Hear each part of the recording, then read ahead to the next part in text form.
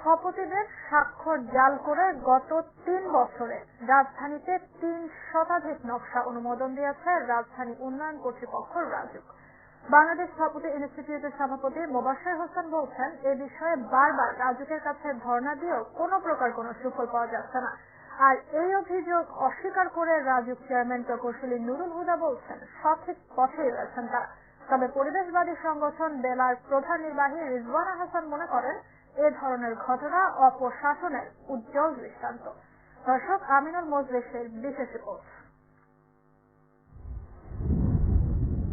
চাহিদার সাথে পাল্লা দিয়ে রাজধানীতে প্রতিনিয়তই গড়ে উঠছে বহুতল ভবন, কিন্তু বাহ্যিকভাবে আকর্ষণীয় এসব ভবনের নকশা অনুমোদন নিয়ে রয়েছে নানা প্রশ্ন।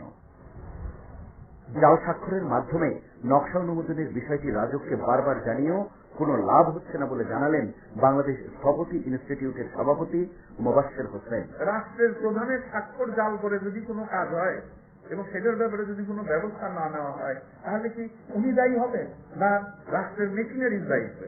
রাজুককে ৩ বছরে এই তথ্য আমরা দিচ্ছি যে জরুরি ভিত্তিতে আমাদের বসা দরকার।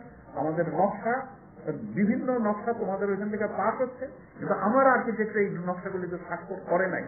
তবে অভিযোগ অস্বীকার করলেন রাজুক চেয়ারম্যান প্রকৌশলী নুরুল হুদা। না, আমাদের আর্কিটেক্ট ইনস্টিটিউশন থেকে যেটা ফলস ধরা পড়ছে আমরা তাদেরকে জানিয়ে দিয়েছি এবং তাদের বিরুদ্ধে ব্যবস্থা নেওয়ার জন্য তাদেরকে বলেছি, এবং তার সঙ্গে সঙ্গে যেগুলো এরকম ফলস তারা করেছে, এটা মেনশন করেছে, সেগুলো কিন্তু আমরা প্ল্যানই বাতিল করে দিয়েছি।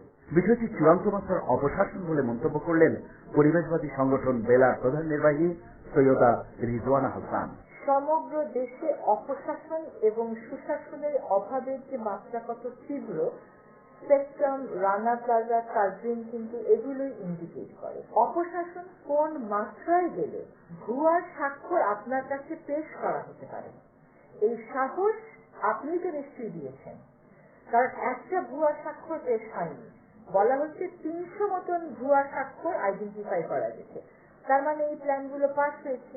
আপনার কোন কর্মকর্তাদের যোগ সাজেশে এই প্ল্যানগুলো পাস করা হলো, তাদেরকে আপনারা চাকরিচ্যুত করেন। জাল স্বাক্ষরের মাধ্যমে অনুমোদন পাওয়া ভবনগুলোর বিষয়ে শিগগিরই ব্যবস্থা নেওয়া না হলে সাভার ট্র্যাজেডির চেয়েও ভয়াবহ দুর্ঘটনা অপেক্ষা করছে বলে আশঙ্কা এই বিশেষজ্ঞের।